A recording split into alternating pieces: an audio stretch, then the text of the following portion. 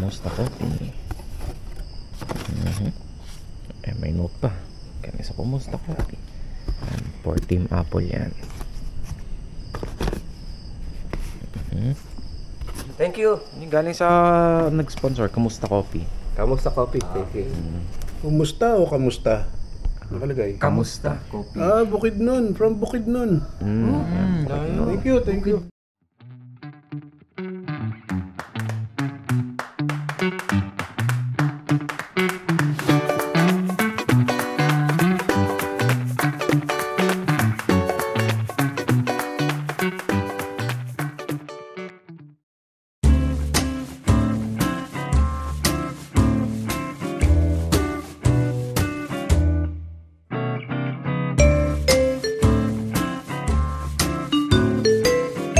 Simulan na natin isang namang episode ng Copy and Session. Napaka-special ng ating Copy and Session ngayon na episode. Kasama natin ang Team Apple. Yay! Yan. Lalaro. Saka ang ano. Ayan. Ang ating mga kasama from San Pablo Sports Federation and City Government. Yan. Ito na. Ang unang katanungan. Galing kay Rolly Azotea. Tatanong siya, kailan daw dapat magpalit ng shifter cable and brake cable? Ano kaya maganda yung pamatagalan? Okay, ito yung naputulan. Anong... Ay, oo. Ako, naputulan. Actually, hindi ko rin alam.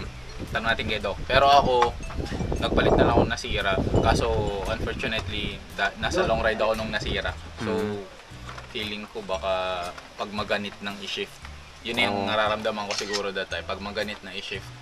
Tapos, yung recommended siguro na shifter cable is yung may Teflon.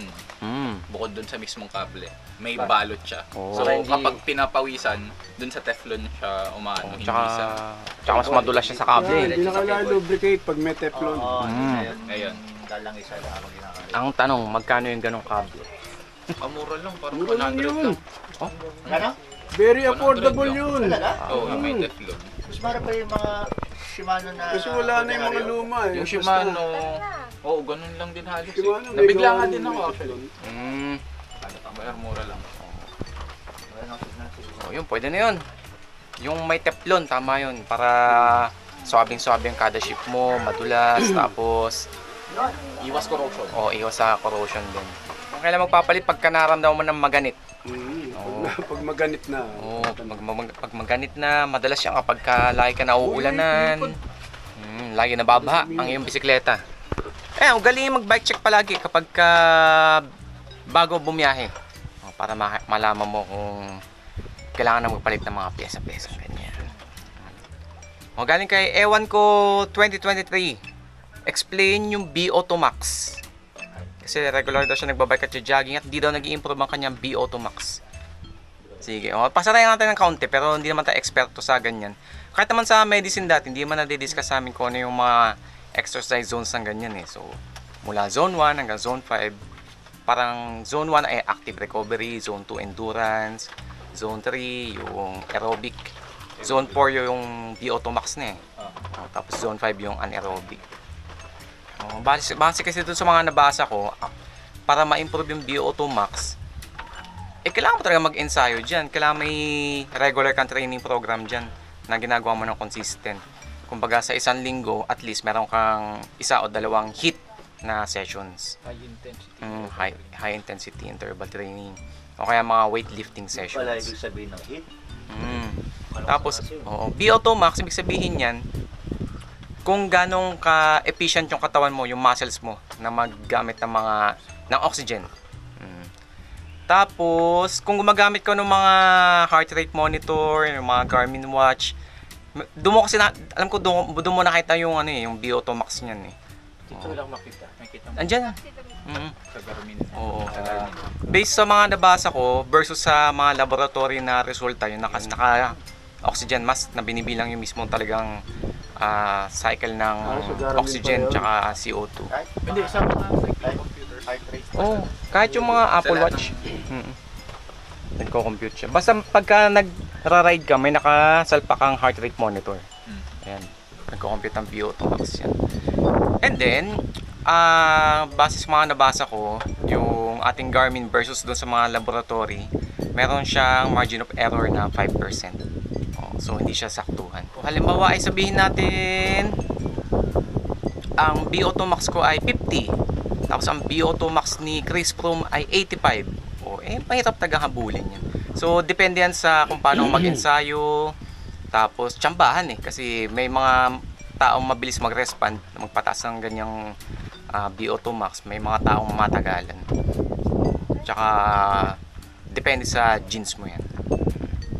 So ayun, may papayo natin. Syempre exercise sessions na consistent. Maliban doon sa mga endurance sessions mo per week, yung mga HIIT sessions. Yan. Okay. Sige, ito medyo related to, galing kay Brand X. Kasi doon sa video ko na ginawa na easy fitness tips. Kapi ka, Master? Gamit ang bike trainer. So far, kumusta ang experience? Ayan. Gumawa tayo ng video dati ng mga easy exercise tips. 15 na lang, Master. Yung mga 3 to 6 hours per week na sessions. So far naman, ang resulta sa akin ay sobrang positive. Kasi hindi sobrang takaw sa oras.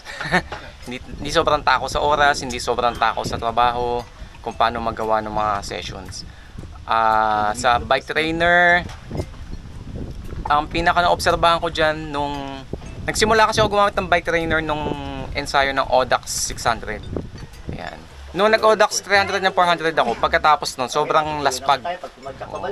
Pero nung nag-start tayo mag-bike trainer, yan, nung Audax 600, tsaka yung biyahe namin ng Manila to Tacloban, walang saddle sore, tsaka pag-uwi ng bahay, hindi laspag. So, wala tayong ibang masasabi kundi consistency is the key. Galing kay Bike 1386. Okay, naghahanap siya ng budget na 165mm na crank length. Wala daw siya mahanap sa Clarice. Saan ba nagsisimula na magpalit-palit ng sukat? 1.6 anong crank? Oo. Ano ba yung crank? Ay, crank 1.6? 165. Ang gamit niya, naghanap siya ng Clarice na 165 puro 170 daw nakikita niya. 165? Pang downhill yung crank na 165 Ewan ko kung may ginagamit na Clarice dyan. Wala ako alam na 165 para sa Clarice. 70 standard ba? 1.6. Kasi pang downhill ang Clarice na sa Ang safe yan. napansin ko dyan parang sa 105.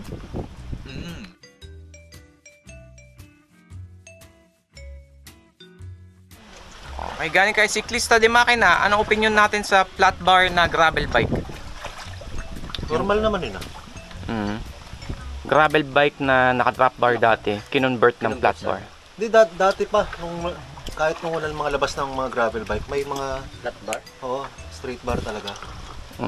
Meron po ako ng Baxter na Leopard. Flat bar po siya. Flat bar, ano? Oo. Saka marami ka makikitang gravel na Naka-flat flat bar. bar. Oo. Uy, may bago nakapost yun di ba? Flat bar yun, tapos fully loaded yung backpack. Ano ba tanong niya? Ano masasabi? Oo. Okay lang. Normal Ano? lang. Normal. Oo. Yun. Normal. Pero kung magko-convert ka mula drop bar to flat bar, malaki-laking mas malaki ang gastusin ng mas mura. Baba from drop to flat. Pero magastos pa rin ng medyo malinamnam pa rin ng konti. Mas mura lang ang mga brake set at STI ng ano. Ng flat bar. Magastos na lang. Pero mas mahal yung STI. STA ka sa drop bar Sa flat bar straight bar. Oo. Series na. Okay. Ayan. Tapos bili ka na lang ng mga conversion kit dun sa mount ng mga calipers kasi naka flat mount yan kapag gravel. Yung mga calipers natin naka post mount. So bibili ka ng conversion kit. Marami sa Lazada, Shopee. Galing kay Luis Ortiz. Okay, yung version na acoustic jamming na sarap magbike na laging pinapatugtog ni Charles. Si Charles ba yung backing vocals dun? Puro stupid love lang kinakanta mo, di ba? Ano yun? Si Mayor yun. Skandalo ni Mayor yun. Di ba si Mero yun? Alin ba yung tanong niya? Yung acoustic na sarap magbike? Yung Yung sa Nova? tara na sumama sa Magkawin sila ng buhok ni Mayor Oo. Baka yun Kaya bala kulay. Mayor yan, si Mayor. Ayan, lalagay ko sa banner natin. Ako lang may kopya nun. Ako lang may kopya nun. Kung gusto mo makita yung jamming nila ni Ian tsaka Mayor TV, Parang reggae yung dating nung yung ang version yun nun, eh. Oh, galing kay Bikerista PH. Magkano nagastos natin for Odax SR? Madudog Kailangan yan. patuyunin lang. Kada lipad. Mga 5K, ano, aeroplano, bali. Ano, oo. Hindi lang. Bulsa ko parati, mga 10 parati nasa bulsa ko. At A. Oo. Yun, okay na yun, safe na yun. So approx mga nearly 15 per ano siguro. Per se, per event, ano? Lipad per lipad ako. Approx sa akin, ayun. kulang ko lang 15 per... So, kada lipad ko. Approx lang. Ito pala yung bag ko sa taas. Yung malakas ako gumastos, kain ko pa lang. Oo. Hindi ko Oo. tinitipid Kaya kain ko bag ko dito. eh. Lalo na sa drinks. Pero may natitira doon. Oo, ay natitira. And halos ganun din sa akin, mga 10 to 15 per event. Sila So, service, dumiretso na. yung 200, 300, 400, 600. Tapos, ang pinakamaganda talaga dyan, mag-abang, kung sasali ka ng Odax na event na iba-ibang lugar sa Pilipinas, seat sale. Talagang hanapin mo yung pinakamurang ticket. Baka minus 5K agad yun. Minus 5K. Makachamba ka dyan. Okay, galing kay Sapol Adventures. Oh. Okay lang daw mag 1x3040 chain ring for long ride. Oh. Ano, 1 by tas 30-40 max? Oo. Pang long ride. Tapos, Chain ring. Chain ring. 10 speed sa likod. Walang ni-specify. Pero okay na ba daw yun? Oo.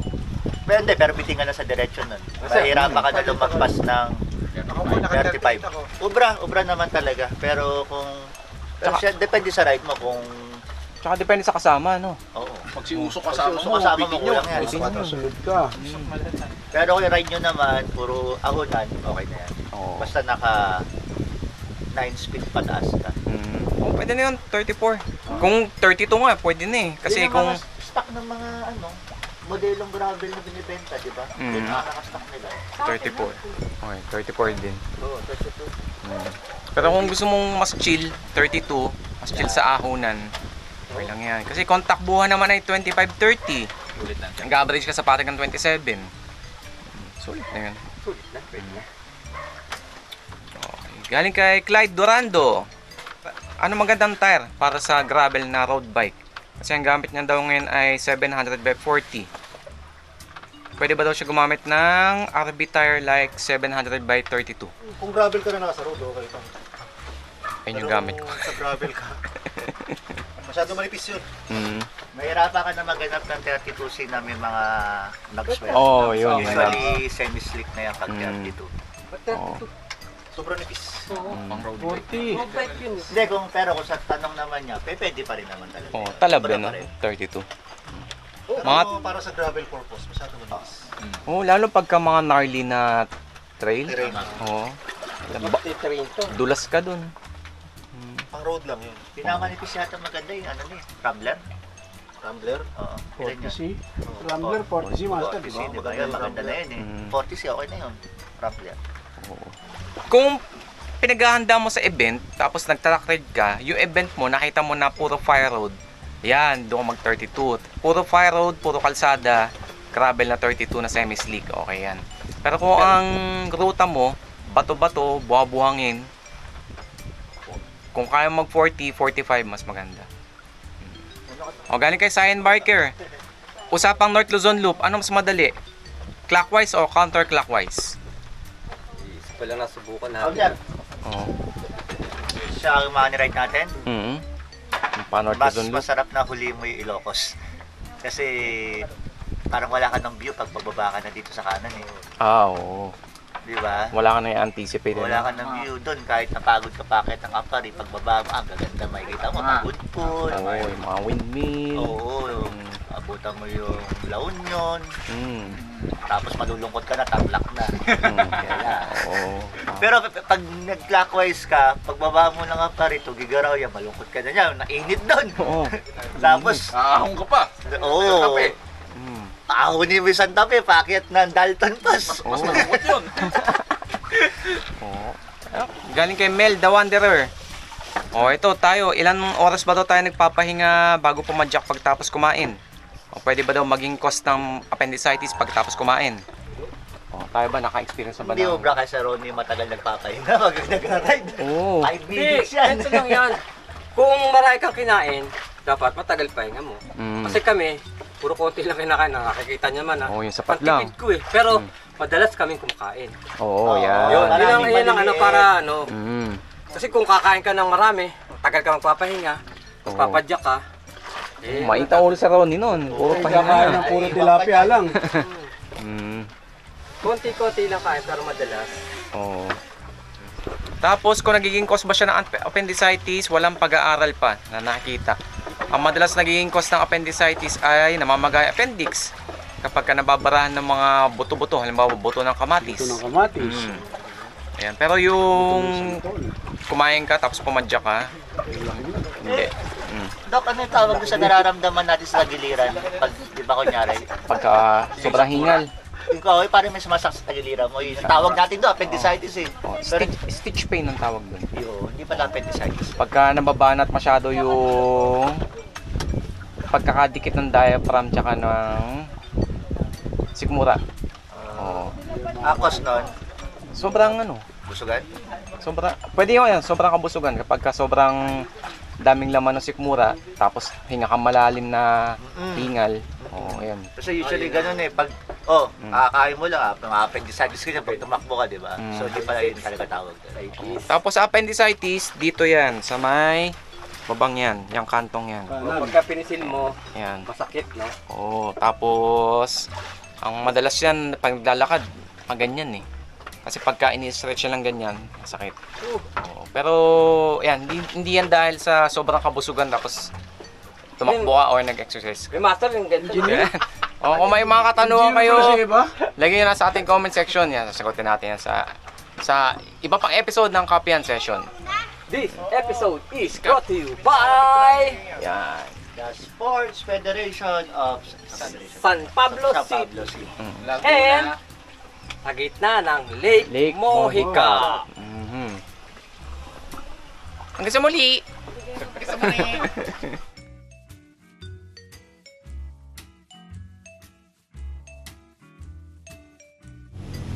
Shoutout nga pala Zambales Cycling Network, Tranco Dorbs, Piniratang Taiwanese, Delfits, Kuya Eugene, Monching, Kiko, Jepoy Teb, Kuya Scar, Steve, si Jarmel, ikaw eh.